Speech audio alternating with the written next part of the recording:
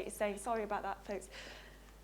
So encouraging growth mindset, statements and questions to encourage growth mindset. So that's a really clever way of doing it. Or you're not there yet. The power of yet. Yet is such a lovely statement, a lovely word, because it says that there's lots of other possibilities. I can see you've worked really hard on this, encouraging the hard work, getting people to think. Statements that you can get rid of that causes fixed mindset. That's a really naturally clever way of doing it. And how many of us do we hear parents, and we do it ourselves, and, you know, I put my hands up, and you say, or, you know, I wasn't good at that, so they're not good at that. It's a family thing. And you hear that going on. And we know from research that, yes, there are traits in families if someone's not good at something, but that's because we've embedded that in their heads and because of the whole environment that they grow up in. So really be careful about the language that you're using. You're gifted, let's get rid of that. Or I can see you've done your best. It's a finite statement. Yet is a better statement because it says that there's room for improvement. So it's recognizing mindset voice, the fixed mindset voice. What is that? And challenging it and developing a growth mindset voice internally, helping clients to do that, helping people to do that, but also in yourself as well. And talking back to it, we know that language has a huge impact on rewiring the brain and reconnecting the brain and growing the brain. And be aware that mindsets have verbal and non-verbal characteristics as well. So the body language around that's encouraging growth mindset as well. So I just wanted to share with you the flow theory and the understanding the flow theory. You've probably all seen this, have you? From a chap called Csikszentmihalyi. Great name. He's from Yorkshire. He's not really. So when we have a high level of skill and a high level of challenge, we have what we call peak flow. And Csikszentmihalyi talked about this a lot, that we get into that state where time just goes. And when we have high challenge and low skill level, we can get into apathy, so a bit bored, or the opposite, it can cause us anxiety. Knowing where we are and knowing what we need to do and taking responsibility for that. Do we need to give ourselves more challenge, or do we need to skill ourselves up? Do we need to grow our skills? Can help us really understand where we need to take responsibility in our own development as well. Emotional intelligence has a huge impact on this. There's lots of new research coming through now about that emotional intelligence isn't enough. What was really important is what we call emotional competence. So we can understand emotional intelligence. We can understand how our emotions impact on our brain, on our learning. We can understand what to do about it. The most difficult thing is putting those things into practice and helping ourselves be competent not to react in those situations, not to have the emotional part of the brain override the prefrontal cortex, the more logical part of the brain. That's the hardest thing, but we know with practice we can do that. Mindfulness is a wonderful part of being able to do that, as well as emotional competence toolkits. And I'm going to talk a little bit about that when I go through FLIP later this afternoon as well. Happiness works as well because when we are happier, the brain works better. So when people enjoy something, we know that the parts of the brain that send out neurotransmitters are heightened, and so those neurotransmitters help us learn and help things connect. So when we get people into a happier state, it also grows growth mindset as well. That's why happiness in organisations is really, really important. I'm aware of time. So just very quickly, what is happiness? What do you think happiness is? I know it's the biggest question in the world ever, but what do we think happiness is? What helps us be happy? Apart from Maslow's hierarchy of needs, the food and the simple stuff that we need, what else do we need to be happy as human beings?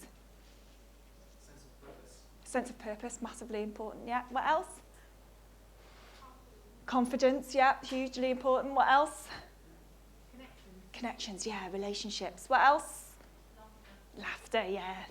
It increases endorphins. It's lovely.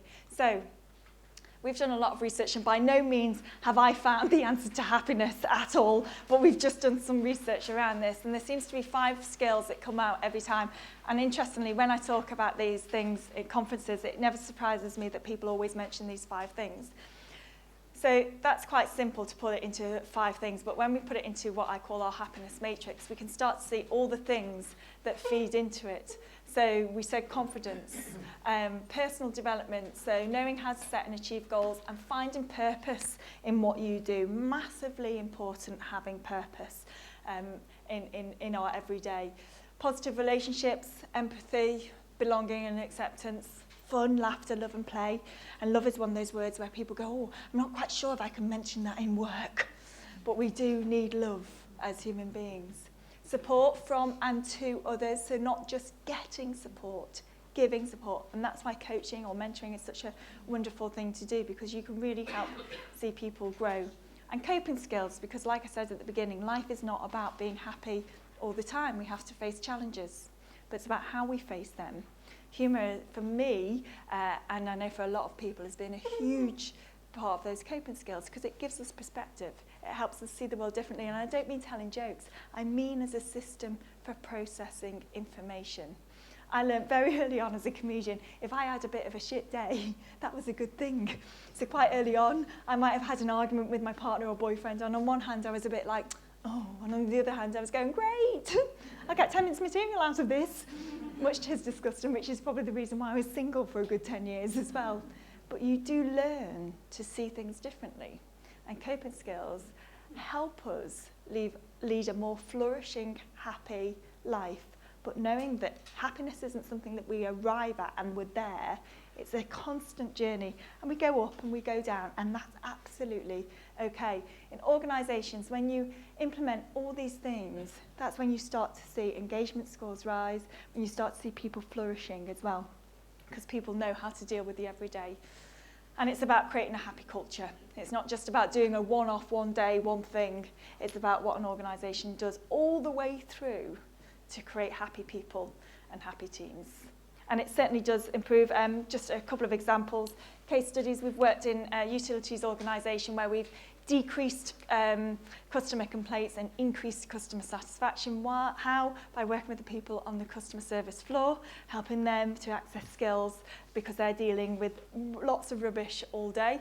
And particularly in schools as well, we now create happy-centred schools. We license a programme to schools where they get lesson plans around the happiness model. We've done it in 3 schools now. 2 of the schools have gone from challenging to a good Ofsted, and one of them's an outstanding Ofsted as well. And we've also increased SATs levels by 20%. It kind of makes sense. If you teach children and adults that intelligence is not set, it's about how hard you work, and couple that with coping skills and positive relationships and helping someone feel emotionally secure, everything else is going to go on the up. It kind of makes sense to me. I know it makes sense to you. If I can leave you with my favourite saying, which is, some people create happiness when they walk in a room, some when they leave. Choose which one you want to be. How you are grows people's brains. Make sure you grow them in the happiest, most productive and positive way. Thank you very much.